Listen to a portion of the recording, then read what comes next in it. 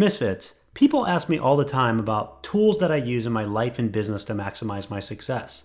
I usually start by telling them one of my most powerful tools is my morning habits. And of course, they look at me somewhat confused. I then explain how important it is for me to center myself and how I begin my day and plan for my success. It's critical to consistent high performance. And it doesn't take me long, about 5 or 10 minutes, because I use a great resource called the 5-Minute Journal. The 5-Minute Journal is the simplest, most effective way I've ever found to start your day in the right mindset, doing the right things, and set yourself up for success. And it is exactly what it says, a 5-minute exercise you can do each day. Let me ask you, if you could reach your next level in your life and business by spending just 5 minutes of focused time a day, would you do it? I bet you would. And I know it works because I've experienced the power of it. And you can get your 5-minute journal simply by going to www.misfitentrepreneur.com/journal. That's misfitentrepreneur.com/journal. Do what I do. Use this amazing resource to give yourself an edge in your performance and your success. Get your 5-minute journal today. There you go.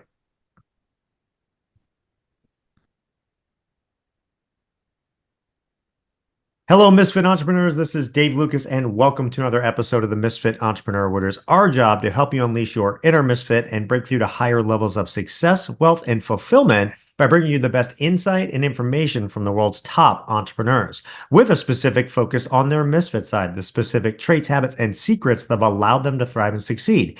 As a reminder, if you're new to watching us on our YouTube channel, hit the subscribe button below, give this video a like and comment as well. We do our best to respond to all comments as timely as possible. This week's Misfit Entrepreneur is Talia Boone. Talia is the founder of Postal Petals, a floral industry startup that is really changing the entire industry. Now, here's the interesting thing. Talia founded the company in the middle of the pandemic and lockdown. So if you remember, businesses like that were shut down, and for many, the last thing on their mind was getting some flowers. But Talia bucked the trend and created a whole new model that thrived during that time and continues to do so today. So how did she do it, right? How did she go on to build such a great company, kind of reinventing the way that flowers are bought? Well, it's these lessons and the principles that she's learned that I want to dig in with her today. So let's jump in. Talia, are you ready to unleash your inner misfit? Dave, I'm ready. I'm so excited. Thank you so much for having me. Well, it is. It's a pleasure to have you on, and thanks for taking the time with us because this is a great story, right? When I heard this at first, I was like, flowers, I don't know, but then I looked at your story and what you've done, and I'm really impressed of how you've reinvented this whole category. So take 5 minutes or so and just tell us that story. Tell us how you got to where you're at.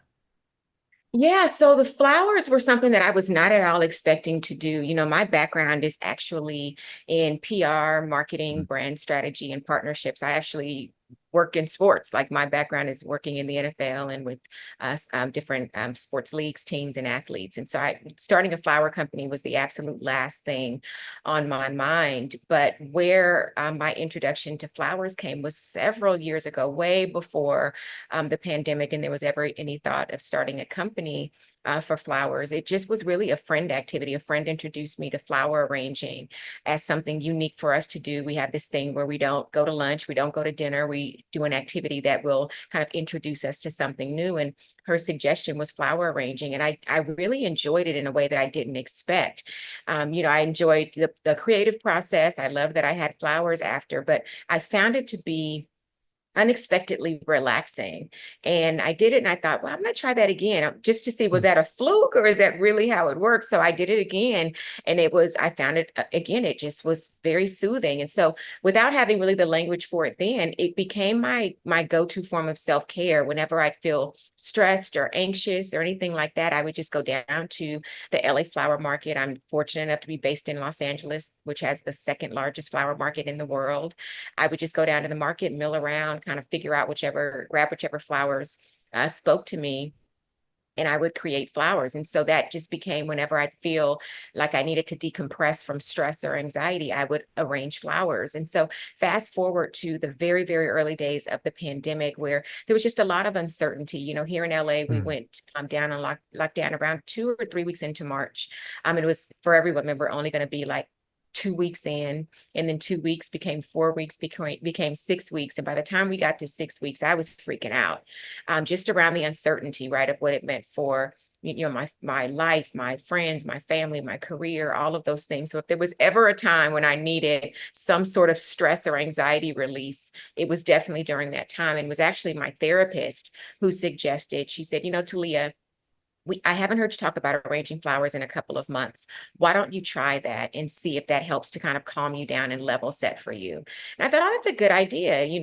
That's exactly what I'll do. But the flower market was closed because of the lockdowns. And so that kind of sent me on a journey to find high quality flowers that I could have shipped to my house. And at that point, you could have anything delivered. So I thought, oh, I'm sure this will be easy, no problem at all. But when I started looking, they were all just these, kind of traditional florists, right? They, people who were sending beautiful arrangements, but they got got to have all the fun with creating the floral arrangements. And I really wanted that experience of, unboxing them and pulling the bundles apart and prepping them and arranging them stem by stem, because that's really for me where the most benefit was. It wasn't just getting an arrangement and sitting it on the table. I really needed to get my hands in there and work with them.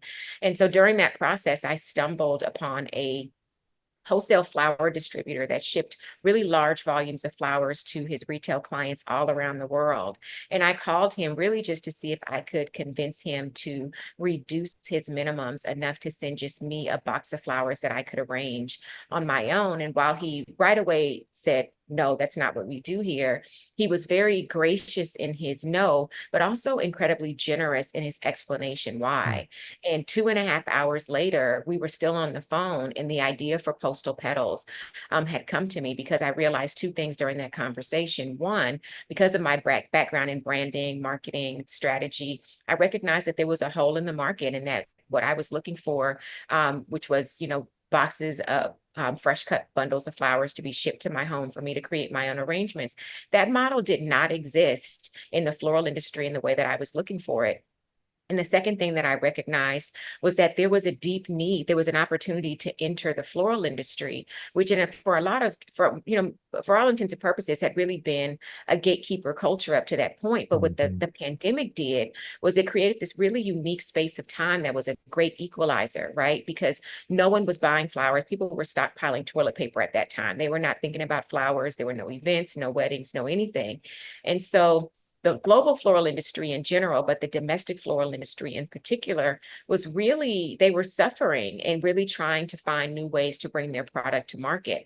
And so with this new idea that I've got, plus the opportunity to help them find new ways to bring their products to market, it just was kind of a perfect storm. So by the time I got off the line with that gentleman, I kind of said to him, hey, do you think something like this could work? And it was just a very rough concept of what Postal Petals has become. And he thought about it for a second. He said, if you'd asked me that 4 months ago, I would have said absolutely not. But now something like that maybe could work. And that was the first week of May 2020. And by the end of July of that same year, we launched Postal Petals in beta with almost 20 farm partners signed up to ship for us. And we've been off to the races ever since. Yeah. And, so what I love about this is that you took something that is, I in some ways just overlooked in the industry, like flowers. Like I need flowers, I go order flowers, right? Like it's not something that people think about, but what you did is you created the experience, right? So like to me that like talk about like just upending an industry. It's like, hey, you get your flowers, and I'm sure you guys do this, like provide like overviews or training or different almost like how-tos on how to arrange things and make your own, right? So like it's a project or somebody can do, or like an experience they can do, like with their like I could see like like me, like I can order this for my wife and I, and we can make this a date night experience where we put together a really cool arrangement, have a glass of wine, do our thing, right? And so like to me that's really unique how you can just take a little shift and just totally change how things kind of work and change how consumers look at things, right? When you started that, you mentioned about your experience in like pro sports, in the PR side and that sort of thing. I read that you credit working with Washington Commanders legendary quarterback Darryl Green Yes. as like the best business school ever. So like I saw that and I'm like, I mean, curiosity took over. Like, what did you learn from him, and how did you use it to help you with building Postal Petals? Like, what were some of those great lessons that made it the best business Okay. school ever? That is, he literally just texted me this morning. We were literally just texting this morning. So any opportunity that I have to speak about him, I will absolutely do it. He is just in general, one of the best human beings I've ever met in my life, but personally, just one of my absolute best friends in the whole world. And he is someone who, when I moved to DC, I was just a very, very young girl, did not know a soul. And he, his wife, their family just took me in and were so kind and gracious to me. And when I was at the then Redskins, now Commanders, that he and his wife actually brought me over to work on their foundation and then ultimately over to run their businesses. And what was really great about that time, and the reason I say it that it was a time like business school is because I had no experience in any of the things that I was doing. I just had I had kind of natural instincts. And I don't mind saying I'm incredibly smart, incredibly intuitive. I can figure a lot of things out. And Daryl really did constantly just push me to push myself further and further and further, but in the best and most supportive way, right? So I always talk about Daryl really picked up in my professional world where my father kind of raised me up to into adulthood, right? Growing up, I was always my parents were really intentional about making sure that I knew that what I had to say was important, and I should always with respect and with kindness speak the way that I feel, never be afraid to try things. The only failure is not trying. All of these things that kind of gave me really foundational confidence. And that was really helpful because once I got to work with Daryl and he started kind of saying that he would say, oh, we need to do this thing or that thing with the company. And I'd say, oh, I've not ever done that before. We should probably hire someone for that. He saw in me what I didn't see in myself. And he would constantly say, no, we're not going to hire anyone. You can do it. You'll figure it out. We will extend you the grace that you need to figure it out and give you the support that you need to kind of execute if there's some kind of gaps that need to be filled. But I know that you can fill this, you Hmm. can figure this out. And so what that did was just give me extreme confidence that I could do absolutely anything, not just in my life, right? Like it's not just my daddy saying, oh, you can do anything you want, but this is someone actually in the professional world who is trusting me with their business, with ultimately their livelihood, right? When you're managing these types of things and saying, no, you absolutely can do it. And what happened in that is, Dave, I found out that I could. I found out that I could. I to this day cannot think of one thing that he and I attempted to do that I completely failed at, right? Because he gave me that drive, that permission, that confidence that even in business I could be anyone that I wanted to be. But also, and I think most importantly, he also taught me that those things could be done with extraordinarily high levels of integrity. And that was something that you don't always see in the professional space, and Right. you especially don't always see in the sports space.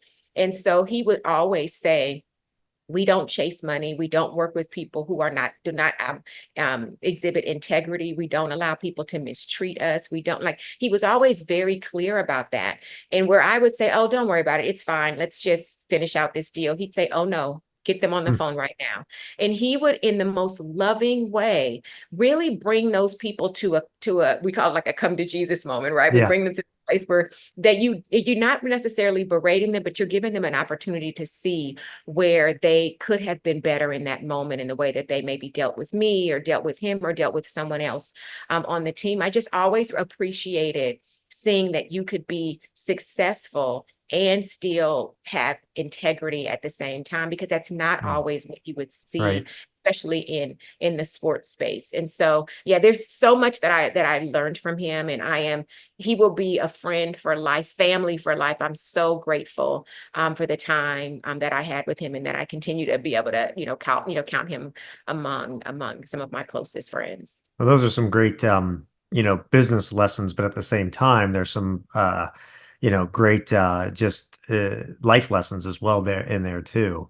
And you talked about your success, and I want to dig into a little bit more on that, right? So it's not just about kind of creating a new way of looking at an industry, but obviously you got to keep that going. You got to build the business. You got to grow the business. You got to do all those things, right? So talk about like what is kind of your secret to success with Postal Petals? Because you guys have grown exponentially, millions of dollars in revenue and everything.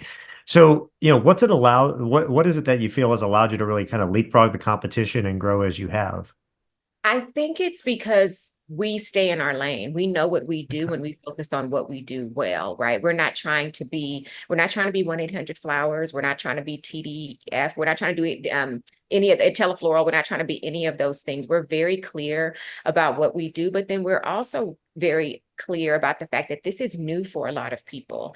And so we take a lot of time to listen to our customers and look at the way that our customers are using us in the marketplace, right? Like you made such a great point earlier about just making those tiny little pivots that could Hmm. completely upend and disrupt an industry, right? Like if you don't mind, I'll go back to that just a bit because I Yeah. think it folds into even the response to this question.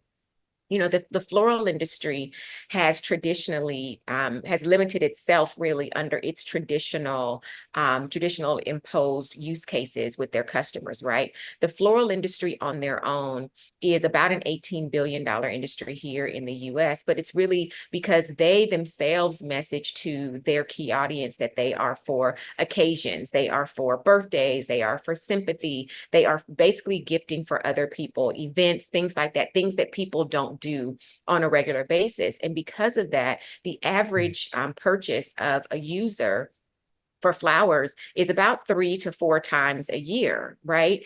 But Hmm.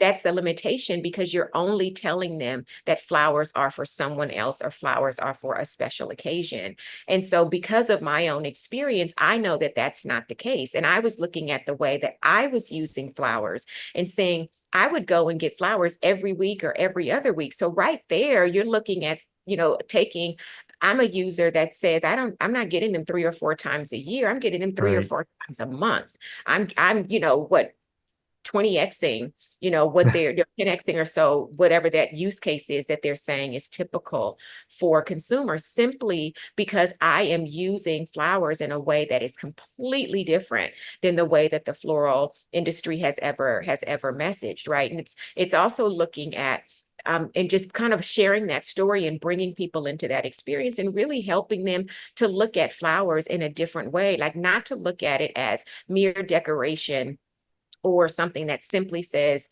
sorry for your loss or happy birthday, but instead takes it and says, this is an experience in self-care. This is an experience in togetherness. This is an experience in relationship building, right? So just to give you kind of a prime example, the Yeah. main difference being to say, like, say, for example, you can send our flowers when you are wanting to express sentiments of sympathy for someone, but it looks a little bit different, right? So for a traditional florist, someone you hear that your friend has lost a parent, right? Traditionally, you've been conditioned to send a flower arrangement to the house, to the funeral home that they'll see, they'll be grateful for, say thank you, and then that's it. Well, with our flowers, what we say is let the sympathy flowers be left for the florist. We're not saying don't do those things. What we're saying is at a point within a week or so of that person experiencing loss, the calls are going to slow down, the visits are going to slow down, the Hmm. calls are going to slow down, and they are going to be left with the reality that now it is time to heal. And now they need to begin to focus on what does life look like with this new absence in my life. And where our flowers could come in, giving you a use case example, is to be able to say to someone, I'm not going to just send you a bouquet of flowers. I'm going to send you a gift subscription of 3 months, 6 months, 12 months. And I want to help you over these next several months to really start to begin to heal and deal with the grief that you may be feeling. So when these flowers come, I want you to take this experience and use it as an opportunity to reflect on the loss and what life will look like going forward. So to reflect on what was, but to begin to set intentions on what can be, because through that experience of arranging flowers, it is so calming and so meditative in a way that a lot of people don't necessarily realize, that it really does give time for their mind to quiet down and for them to organize their thoughts. And speaking of which, even kind of in some of the research that we were doing, I was excited to learn that it wasn't just me that kind of had this experience with flowers. Like in ancient times, Japanese generals actually used to arrange flowers before going into battle,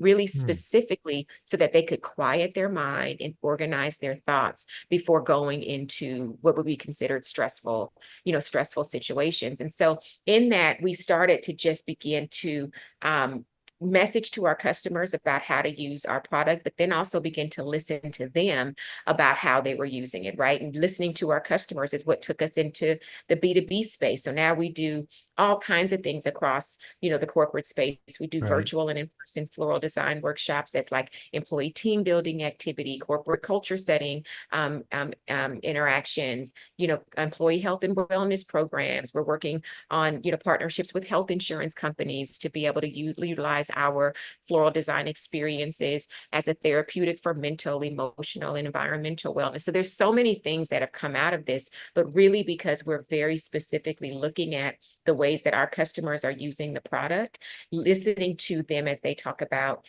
the experiences that they've had with it and the results that they've garnered, and then figuring out how we could share those experiences and make it attainable for a broader audience. You mentioned the corporate strategy and everything. I was going to ask you about that. I'm glad you brought that up because it's such a unique kind of marketing. Like, people don't sit around and think, oh, we can use flowers as a team building exercise or that sort of thing, right? So, that's why I keep saying like that's what's really intrigued me about your business. What you've done is you've really taken this really kind of benign sector and really turned it on its head for these things. In fact, it's a great place. I want to take a quick 1 minute break. I want to come back and dig in a little bit more on like your keys to building a great business. So we'll do that. We'll be right back. Misfit Entrepreneurs, I want to tell you about an amazing resource that will have tremendous impact on your business and your revenue. I have used this solution in multiple businesses and it has made an incredible difference. Let me start by asking you something. Do you know how much it costs your business when just one salesperson doesn't step up to deliver? Do you really know? The cost can easily exceed 6 figures for just one bad hire, not just from the time, effort, and resources in hiring them, but from the lost business and downtime as well, as you have to go find a new salesperson and everything surrounding that. And the last thing any growing business can afford is to have a failed hire, especially in sales, the revenue driver for the company. But what if there was a way to know someone checked all the boxes of a great sales hunter and closer before you ever hired them? That's the solution that I found from a company called Sales Drive. They have created a solution called Drive Test. It's a powerful hiring tool that separates high-performance salespeople from pretenders by measuring the most critical personality trait needed for success in sales: drive. Drive is composed of 3 non-teachable traits shared by all top producers: the need for achievement, competitiveness, and optimism. And knowing who has drive before the interview dramatically increases your chances of selecting salespeople who will produce for you while avoiding those costly bad hires. I've used the solution and it works. In fact, it works so well, I've referred them to every company that I work with. And they've created a very special offer so that you can try them for free as well. You can get a free drive test assessment today at www.misfitentrepreneur.com/sales drive. That's misfitentrepreneur.com/sales drive, all one word. Start using the drive test in your hiring and never hire a bad salesperson again. Okay, so Talia, before the break, you were talking about these different things you've done and how, like, even we got into how you're doing stuff in the corporate world and all that and everything. But one of the questions that I have for you now that you're 4 years in, I think, with this business, right? Yeah, What would you say are the keys to building a great business and a great culture? Oh, the keys to building a great business and great culture is to be very clear about who you are. right? Because if you don't know who you are and what sets you apart from what would be identified as competitors, there's nothing that would make someone pick you over the alternative, Mm. right? And so we were very clear going in. We are a self-care and wellness company that uses fresh cut flowers and do-it-yourself flower arranging as the tool.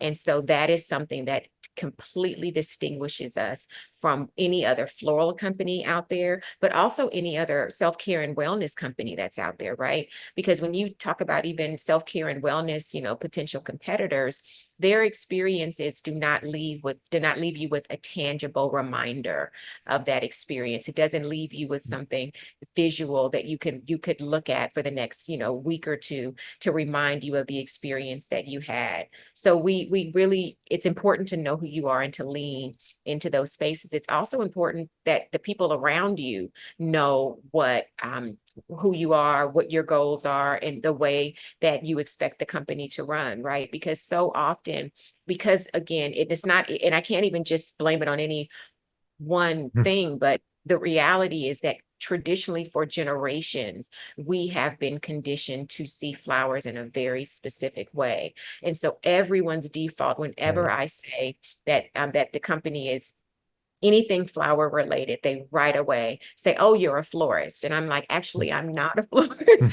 We're not a florist at all. We're an immersive floral experiential startup that really intentionally moves to evolve people's relationship with flowers from that of a ready-to-use product to an interactive, creative, and wellness experience. And so repeating that messaging over and over and over again is very, very, very important. And another key to success is trying new things, right? This entire company is about trying new things and not being afraid to fail try things. And if it doesn't work, come back and see, okay, how can we either make that better, or deciding that, hey, maybe this is something, this particular component is not something that we need to pursue at this time. Let's put it in the ideas parking lot for now and come back to it when it makes sense. And then the other thing is asking for help, which really leads also into collaboration.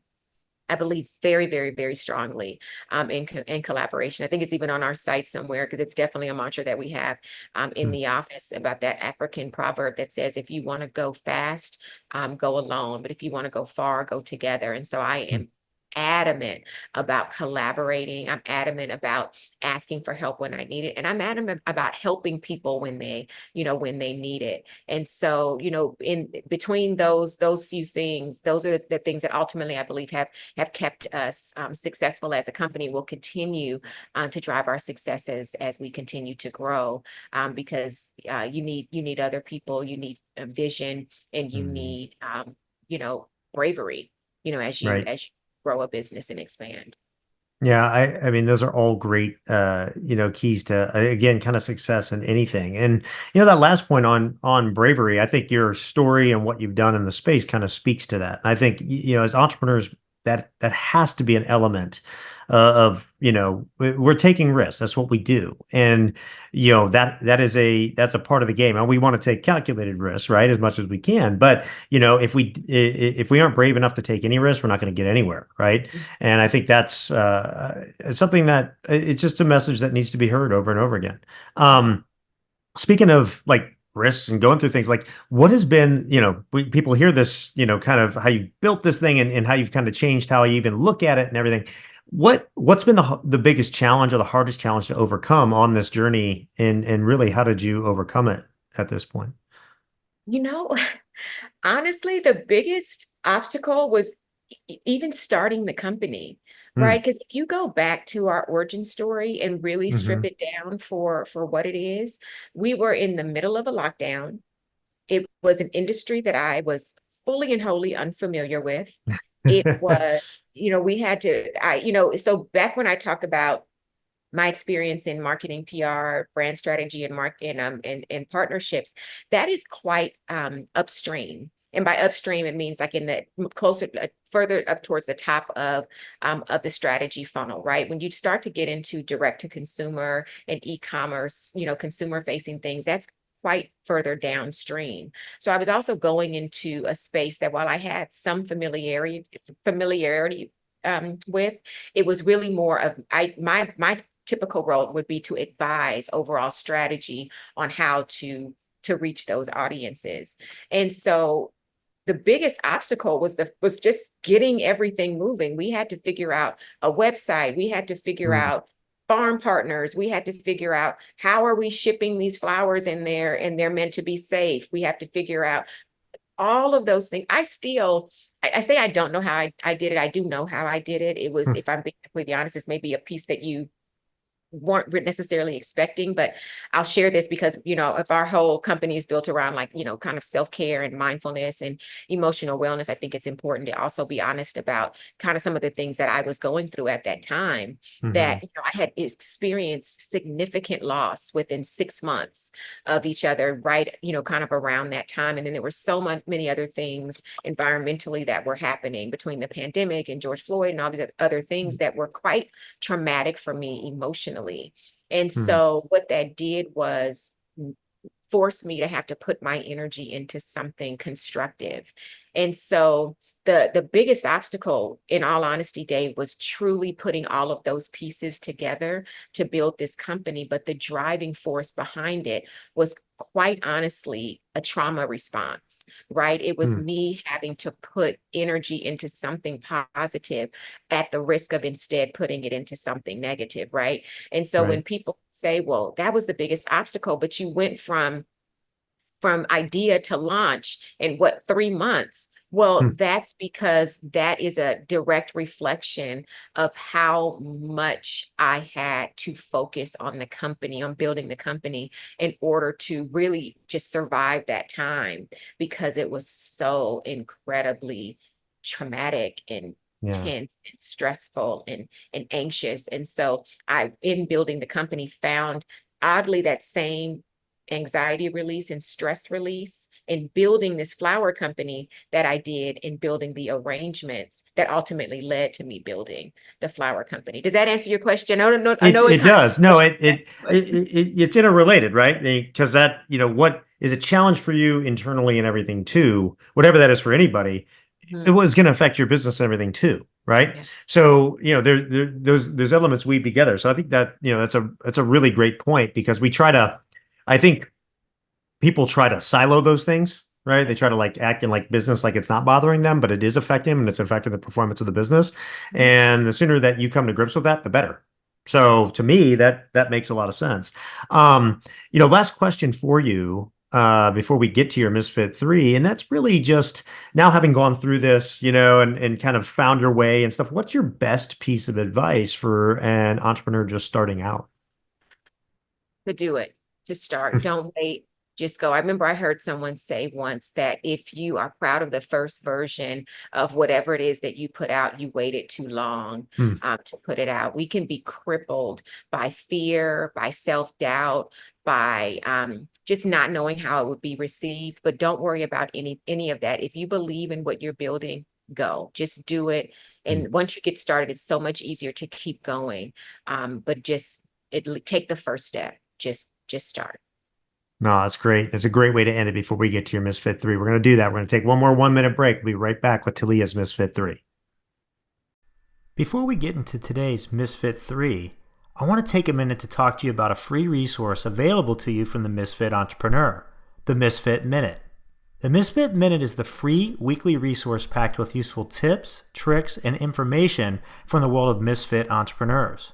It not only includes further resources on the week's Misfit Entrepreneur guest, but additional links, articles, and resources to help you be more successful.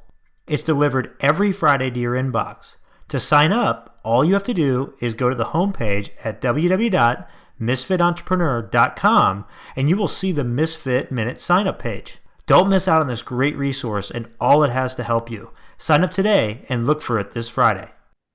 Okay, it's time for Talia's Misfit 3. These are the 3 things that she wants you to take that you can put in your life, your business, make a difference for yourself starting today. And the way that I always frame this to every guest that comes on the show is I say, hey, look, if you're going to leave this earth tomorrow and you can only leave behind your 3 best pieces of wisdom to the generations that come after you to help them live their best life, what would those 3 things be? So, Talia, what are your Misfit 3? My Misfit 3, and some of them I touched on earlier. First and foremost, be kind. Be kind to people because you don't know how a smile, how a gesture, how just a very simple act of kindness could change someone's entire, not just day, but also in many cases, their life trajectory. So, or some cases, their life trajectory. So be kind, be purposeful. Right. So this goes back to even loading into that, what I was talking about just a while ago about, starting if you have an idea, start it. If there's something that you want to do it. If you have a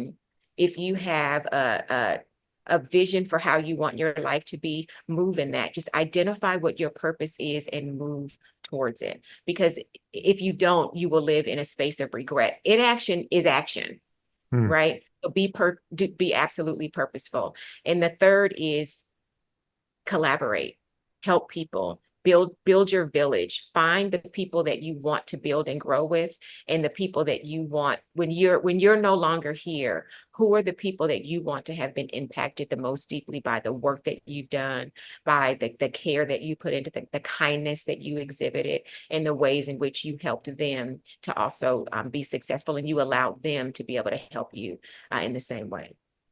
Talia, that's an excellent misfit three. All three of those are so just useful again for business and life and everything. If people want to learn more about you, where should they go?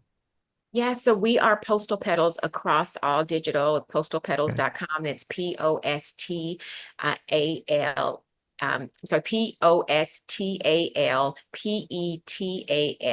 postalpetals.com. We're at Postal Petals on Instagram, TikTok, LinkedIn, Threads.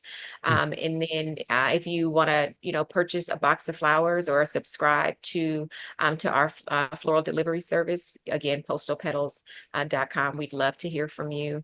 And we also have monthly workshops that we do with floral design workshops. We're going to be integrating some floral wellness themed workshops coming in soon with some of our mental health partners. So keep an eye out for that, and definitely sign up for our newsletter. We've got a lot of really cool stuff that we're going to be rolling out in the coming months. So you want to make sure that you're signed up for our newsletter so you can have a front row seat to it all. Perfect. We'll link to the site and everything in the show notes, the best show notes in the business for reasons I will talk about more in a second. But first, for those of you that are new to the Misfit Entrepreneur, welcome. It's such an honor to have you with us. Your first time watching, first time listening. And I hope you become a regular listener, regular subscriber of the show. For all of you that are with us week in and week out, I cannot thank you enough for your support of the show. You are what makes this go in over 100 countries every single week. So thank you, thank you, thank you. And make sure and go out and check out the show notes for this episode. They are the best in the business. Why? Because I do them myself as part of my personal growth routine. Every single week, I go back through these episodes with amazing guests like Talia, and I take my best pieces of wisdom and insight and keys that I think are really important for them, and I share those with you. So go out and check those out. And then go out and also give this episode a rating and review. Like and comment on it. Help share Talia's message because we all know, and I say this in every episode, one great episode can change someone's life. Maybe something that Talia shared today was that missing link you were looking for to get to your next level. So share this with others. And again, Talia, thank you so much for coming on, sharing all of your wisdom and insight today. Absolutely, Dave. Thank you so much for having me. This was a wonderful conversation. I appreciate you allowing me to share my message with your audience.